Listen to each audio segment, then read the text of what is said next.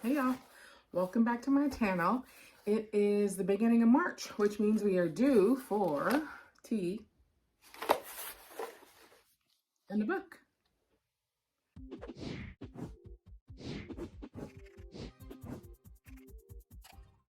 All right, so I have not been recording as much as I was before. I don't know if I'm feeling like recording and editing isn't as fun as it was when I was first figuring it out, or if it's just that I'm spending so much more time on Instagram, which is possible. Both of those explanations are possible. But I've stopped doing my weekly wrap-up, which were kind of a struggle. I'd really wanted to do them as a vlog and just never really got into the groove of vlogging. So I've just been posting the usual suspects, you know, the tea in a book, or I think the last one was a wrap-up video. So I think I'm just going to post as the inspiration strikes me, as opposed to trying to make it a regular habit until it just becomes a little bit more, I don't know, free-flowing, or like, I don't know, part of the groove or something. No idea what that is on my shirt. Anyway, so let's start with the tea. First off, this cute little tea, which I've actually gotten making a giant mess. I got 6 of these, I think, because they were on my wish list, and then a friend of mine sent them to me for my birthday last month. I wasn't expecting it, and it was so sweet. She's a local diversity coach, friend, phenom, English literature, Black American lit professor at our local community college here. And I actually met her because when I applied to work at that community college, there were not a lot of Black professors, and she was identified as someone who could possibly just talk to me about the experience of being there. Not because she was Black, like they didn't say that was why, but that was really why. And it was cross departments, which was also, you know, interesting because she was in English and I was in psychology. But that was 11, maybe 10 years ago, and I still just love talking with her and bouncing ideas off of her and hearing her ideas about things, and I really want to take one of her classes. I just haven't had the opportunity to do so. But anyway, she sent me these cups off my wish list, and thank you so much, Takia. I really appreciate that thoughtful gesture. This tea I'm drinking is from David's Tea. And it comes in a little capsule that looks like this. And this is exactly why I bought it. Like, I am such a sucker for good packaging. So it is a sleep and relax tea that has valerian root in it. So it comes in a little capsule looking thing that just has the little plastic baggie. It's got a little more coconut in it than is strictly necessary. But besides that, it's really good. So the tea that I got this month in my Sips By box, Sips By being a monthly subscription box for tea where you tell them the kinds of flavor profiles that you like and then they send you tea. I'm not sponsored. This was not free. I do pay for this every single month and I love it. There's sometimes one tea that I don't like as much. Usually for a while that was chai, which I haven't gotten in a while. Maybe it was more of a seasonal fall kind of a flavor option, or maybe I changed my options. I kept telling you guys I was going to, but I don't remember doing it. All right, so it comes with a description of the 4 teas you get, but usually I like to just jump in and not read too much about it. So I got 4 sachets of the strawberry rhubarb parfait. I opened this one thinking I was going to drink it yesterday, but I ended up drinking a different one. Oh, it smells so delicious. So I'm going to probably drink this one next. If not tonight, then tomorrow. That one is a apple, hibiscus, raisins, carrot. I don't know what it is about carrot that I love in tea, but I do love it. Beetroot, yogurt bits, strawberry rhubarb. It is caffeine free and steeps to a satisfying deep red and is equally amazing hot or iced. So I'm excited for that one. Next one is a Bare Leaves Golden Yunnan Black. This is what the package looks like. Maybe I'm saying it wrong, don't know. Ooh, that would be a beautiful lipstick color also. Organically grown black tea comes from the high regions of Yunnan, China. Yunnan? I'm gonna guess Yunnan. Its leaves have golden brown tips and it brews a satisfying dark cup with sweet, soft, earthy notes. It is high caffeine, so that makes me happy. Earthy. Sometimes to me, like, if the flavor of earthy is too like dirt, you know what I mean, because it's tea, right? It is of the dirt and earth.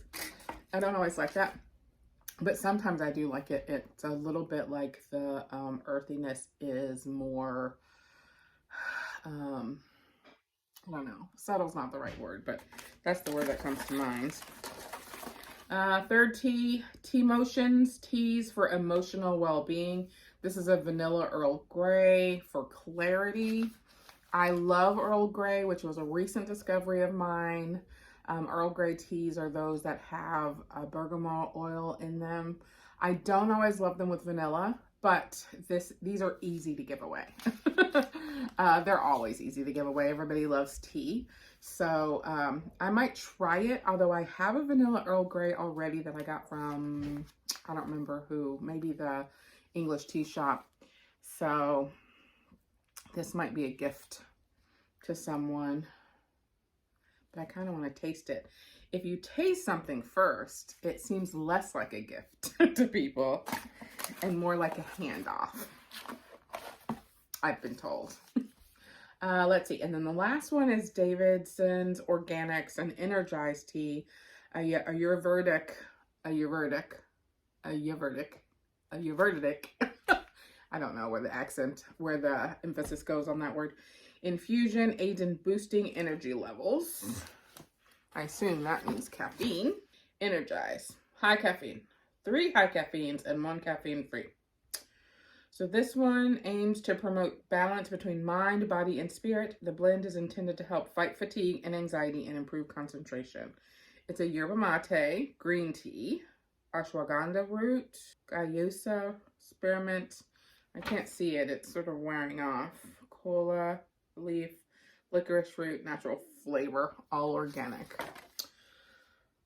I drank one yesterday. It was really good. So yes to energy teas for me.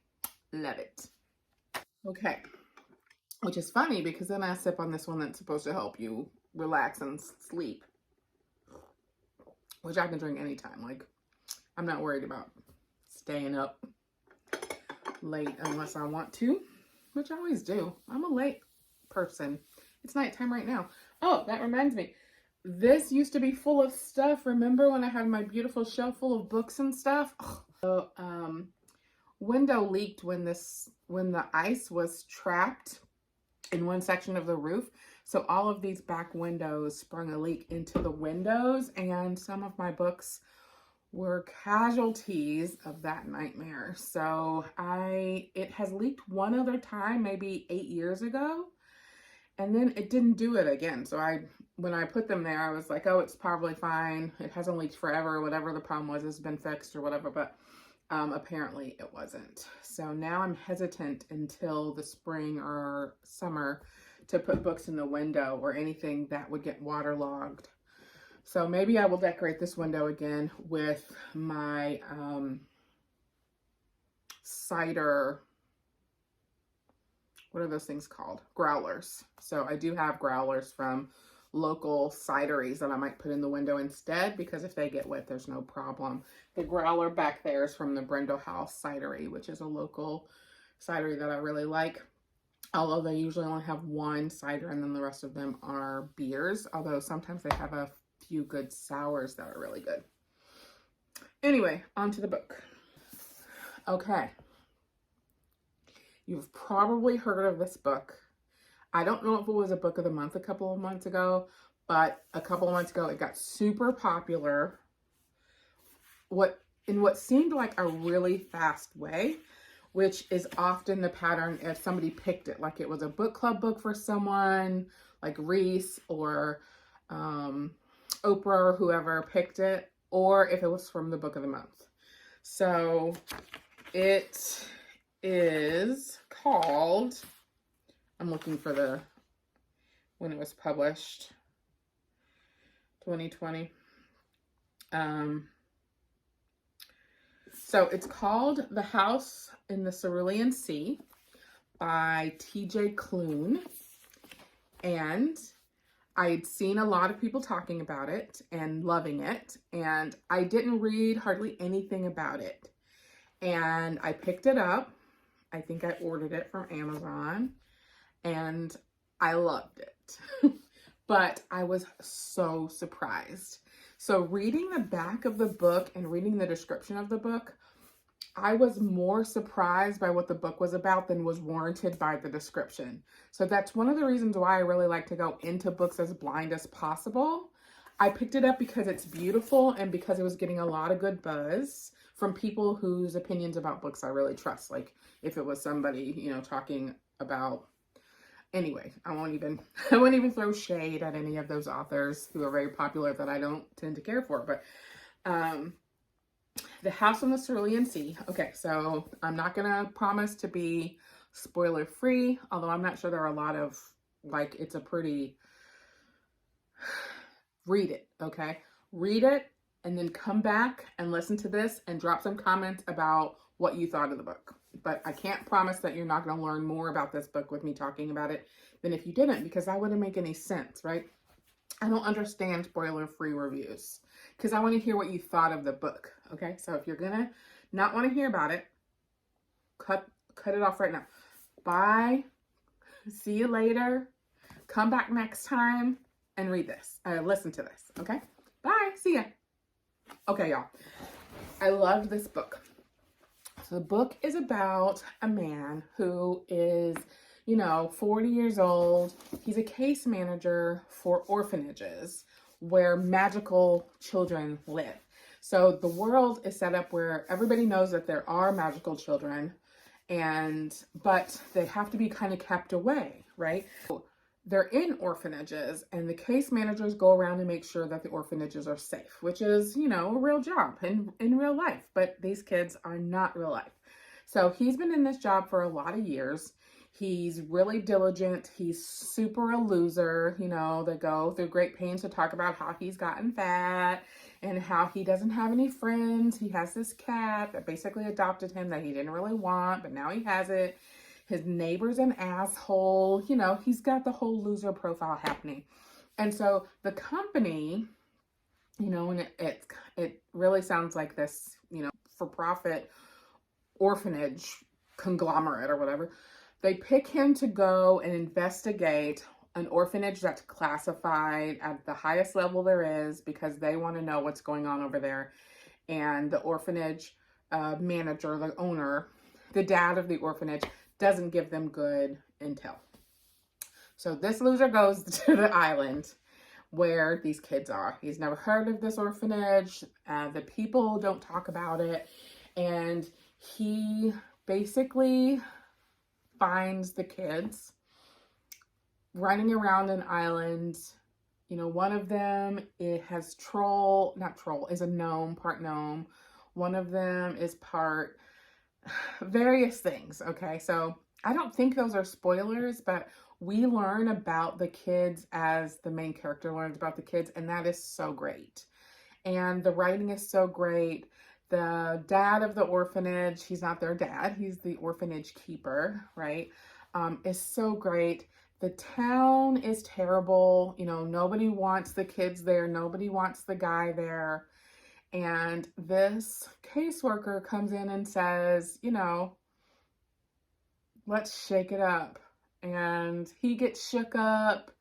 And the dad of the orphanage and him have the eyeballs, and it's super gay, but really cute, not anything you know, inappropriate for the children who live there. One child in particular has a really bad reputation, but they all have kind of, you know, bad attitudes, but they're orphans and they've been treated badly. And I just loved it to death. And as soon as I finished it, like I closed it with one of these. Oh. And then I was ready to start over. And I didn't start over, but I checked it out to see how long until it was available through audiobook, 4 weeks. And so I'm going to read it again in a month as an audiobook. And I just really liked it a lot. And you know, there's that subtle romance with the 2 dudes, but it's not, it's not a romance. It's really not a romance. It's like, what is it like? It's like those books where there's an old guy who lives alone after his wife dies, and he's really irritated and scratchy, and he's like a curmudgeon, and he's decided to give up on life. And then he like moves, like I'm thinking of A Redbird Christmas, or like A Man Called Ove, or, you know, those books where 2 Women Next Door, you know, someone has given up on love and living a life that they enjoy, and then this spark happens with a person or with a group of people or with kids who are magical, and they realize that their life could have meaning again. Like, that's the kind of book it is. Not everyone's gonna like that, and not everyone who likes it is gonna like it all the time. Like, if I'm in a mood for something else, maybe this book wouldn't hit me as strongly as it did, but I really liked it. And it's gonna be one of those books like The Storied Life of J.K. Thickery, or gosh, any one of Taylor Jenkins Reid, any one of her books, that when someone says, hey, I want to read a book, what would you recommend? And I don't have to know anything about their reading habits or what they like to read or what they're into. This is one of those books that people across genre loves could probably really enjoy. And there's enough about these kids and the preconceived notions of these kids and these 2 men who have grown up as men who like other men. There's enough about those kinds of things to provide some social commentary and some opportunities to talk about prejudice and overcoming prejudice and living your life anyway, and anyone can dream big, you know, all of those kinds of things. So this book is on my list of, oh, you need a book? Read this one. Not everybody is as into it as I was. I recognize that. I mean, I judge you and assume there's something fundamentally wrong with you, but I understand it. Okay. What else is there? Nothing. My friend made me this amazing blanket that I'm very ready, Betsy, thank you, very ready to snuggle under and read my Saturday book. Today it's Alex 6 by Vince Taplin. So I hope to have that read by the end of the weekend. All right. Catch you on the next one.